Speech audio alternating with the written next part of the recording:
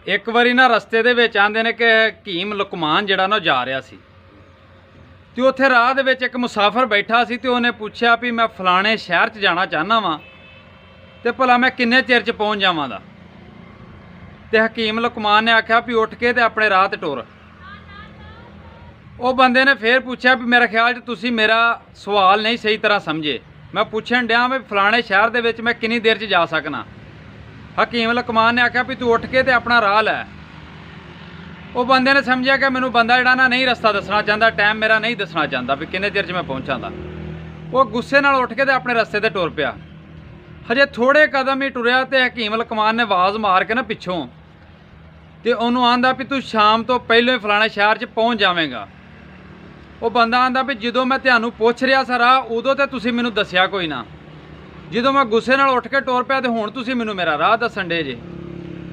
हकीम साहब ने आख्या भी उदों तू बैठा सैं, मैनू की पता सी भी तू किस स्पीड ते टुर सकना है, तू किवें जाना वे। हुण तू जो टुरिया मैं तेरी स्पीड वेखी है भी तेरी टुरन की जिहड़ी चाल है ना सही अच्छी है, तू स्पीड नाल टुर रहा सैं। तू शाम पैण तो पहलों ही अपने शहर दे विच पहुँच जावेगा। गल ये भी अगर तुहाडे ख्वाब ने ना तुहाडी कोई मंजिल है तो तुहानू मंजी ते बह के कभी भी नहीं लभनी।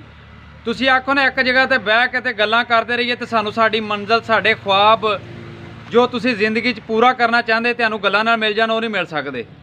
तुहानू इहदे वास्ते मेहनत करनी पैनी है, अपनी मंजिल वाल टुरना पैना वे।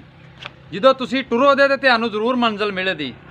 हक दी सच दी फतह जरूर हुंदी है तो दिलों हो के मेहनत करया करो। बाकी मेरी दुआ है अल्लाह पाक सब नूं नेक हदायत देवे तो उहदी मंजिल तक पहुँचावे। रब राखा।